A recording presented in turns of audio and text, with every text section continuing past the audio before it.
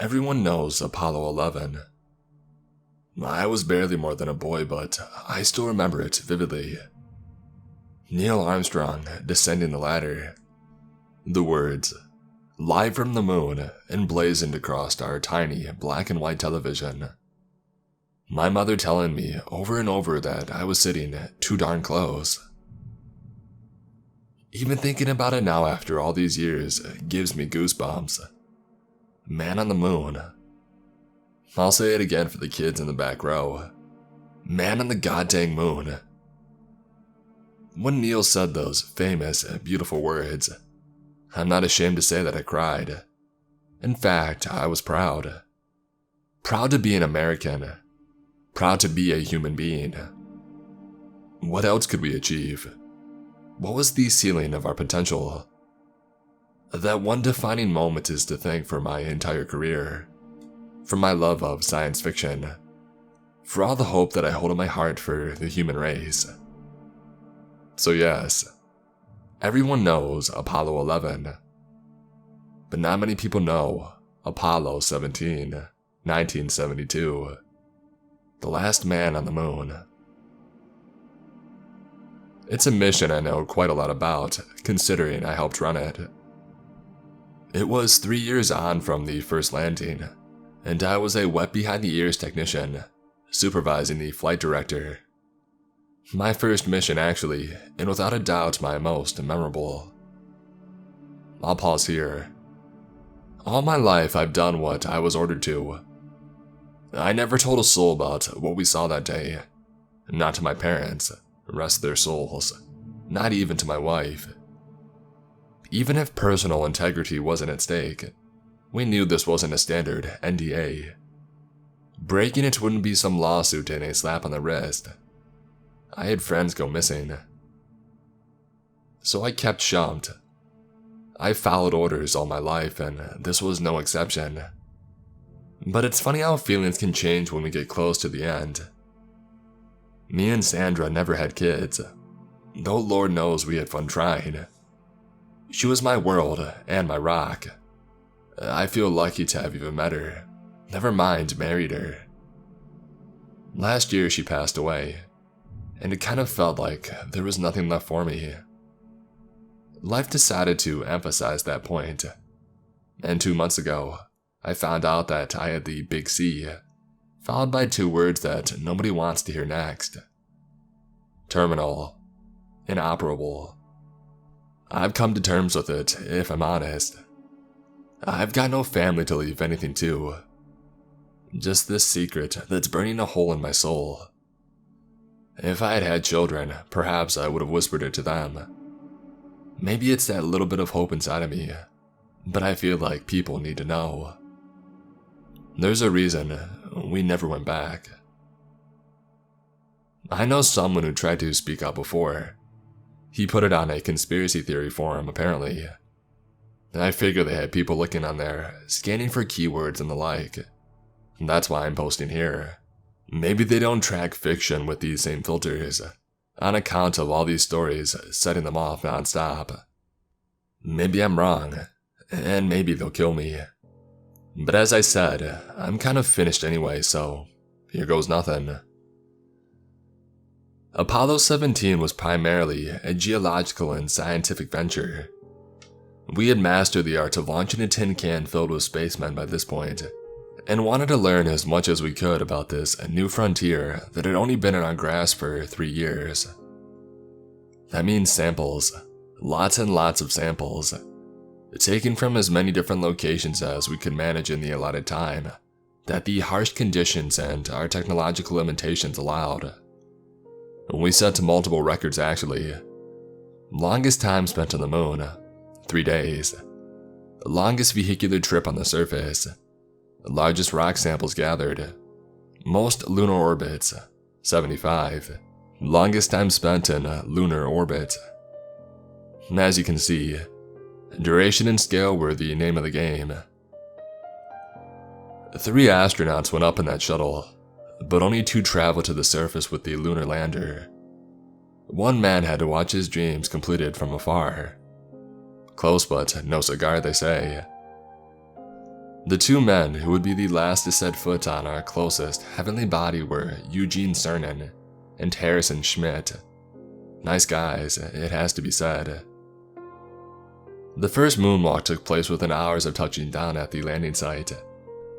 There was an immediate screw-up when the rear fender of the lunar rover, also called an LVR, or if you're completely dim-witted, a moon buggy, broke during offloading.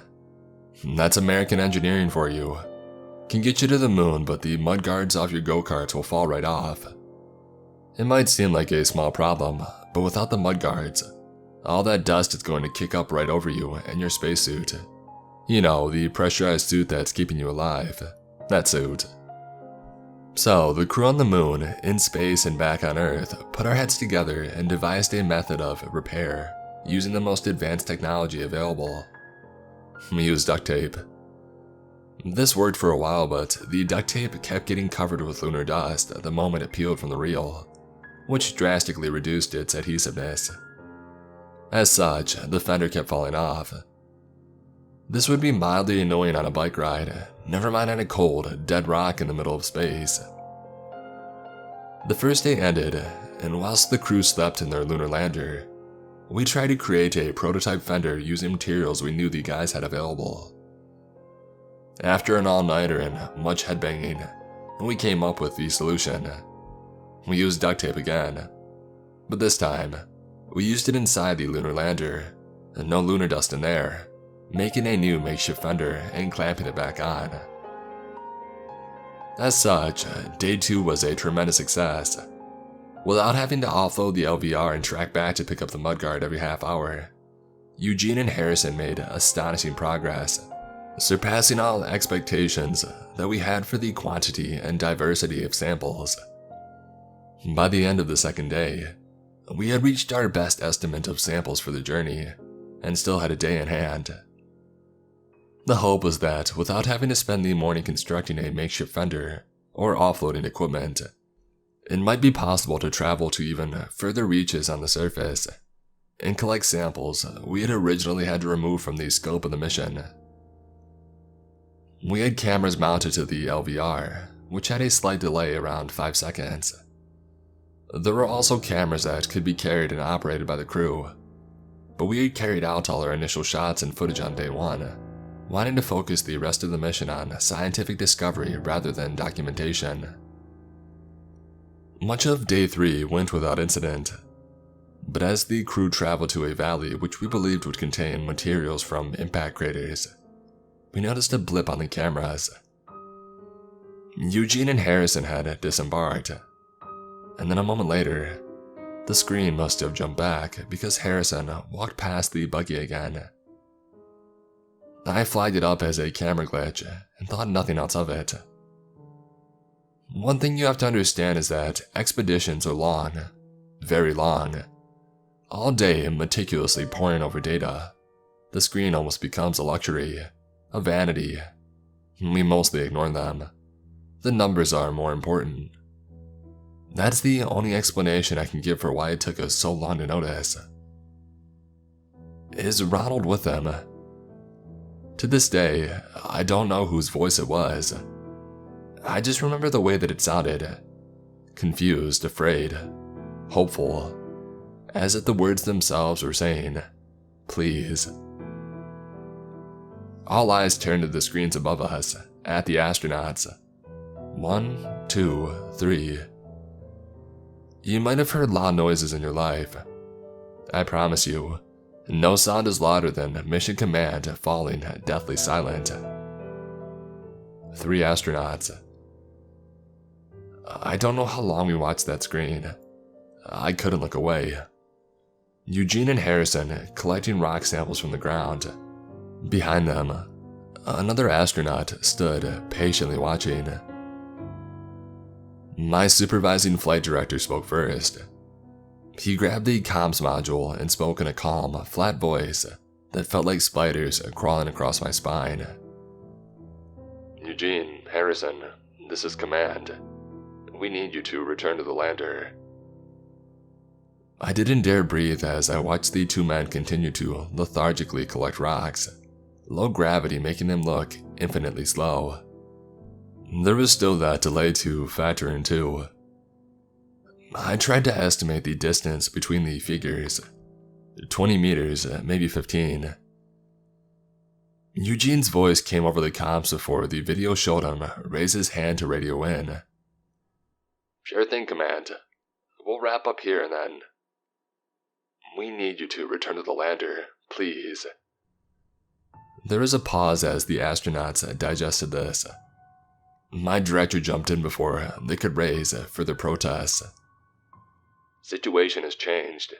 We need you to return immediately. Command, who is that? Return to the lander. Command, who? Ron? Is that you? Return to the lander." Harrison was scrambling amongst the dust, Eugene stepping backwards. The third figure just watched, black-screened helmet turning as it followed them. We could hear frantic breathing. Comms that had carried vital information now just recorded the simple sounds of two men running, fighting their way through thick black soup in spacesuits. The camera feed. How many nightmares I've had of that camera feed. Showed them trying their best, bouncing around, dust everywhere, clawing their way across the surface. Behind them, the third figure just stood, perfectly still. They made it to the LVR, one astronaut to each side of the screen. The stranger stood between them in the distance. Their breathing was still labored over the comms, but you could hear the shift, the hesitation. We had the same moment at Mission Control. We were people who demanded answers. We were people who would literally go to the moon to get them. What in the name of God was this third person doing there? My flight director made the call. It was the call that we all knew was right, but none of us truly wanted. Return to the lander. There were a few considering breaths before Eugene's voice came through. Yeah, okay. And then Harrison began shouting, "Oh crap, go! Our eyes drifted to the screen, the images still with their slight delay. The moment the LVR began to shift into reverse, the third astronaut began to move. Not these slow, methodic bounces of a moonwalk, but the same frantic scrambles Eugene and Harrison had made to escape, as though it was copying them. As though it thought that it was the way people always moved. An astronaut doesn't move quickly. Whoever was inside wouldn't be able to punch or strike with any real speed or damage in low gravity. It couldn't get me through the screen. And yet I had never felt fear like I did in that room at that moment. The lunar surface reeled as Eugene turned the LVR, dust kicking up and masking the camera. We couldn't see behind them, only directly in front. The LVR is never operated at full speed. Best practice is to take it nice and steady. It got a full performance test on day 3. It was a long, horrible drive that took 2 hours. In that time, as I wasn't prepping for the launch, I pored over the footage. A few people were arguing it must be a secret space program from another nation, most likely Russia. The suit looked American, but perhaps it had been done that way on purpose. I just remembered the way that it ran. It didn't move like a trained astronaut. It didn't move like a person at all. It moved like something pretending to be human, and getting it wrong. Earlier, I had flagged up a camera glitch. That let me easily find the first frame where the third astronaut had appeared. It wasn't a camera glitch at all. The thing had been following them for 20 minutes. Loading and unloading the LVR takes around half an hour, if you're doing it properly. We abandoned it on the surface. Eugene and Harrison ran straight on the lunar lander, and we carried out the fastest launch procedure ever performed. Another record, albeit unrecorded. There were additional cameras watching the engines. These ignited, spitting fire out and blasting the lander back into space, back towards the command module. I know I wasn't the only one to get one last glimpse though. As the rocket lifted off the ground, the camera caught a wider angle of the surface. For just a moment, you can make out a solitary astronaut looking up, watching us leave.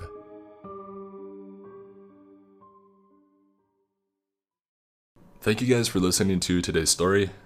If you enjoyed it, please consider checking out the author's other work and an up-and-coming project titled Tales from Floor 54. It includes a number of books and short stories and an intertwined universe focusing on the X-Files and SCP. The website link will be provided in the description, so please check it out if you can.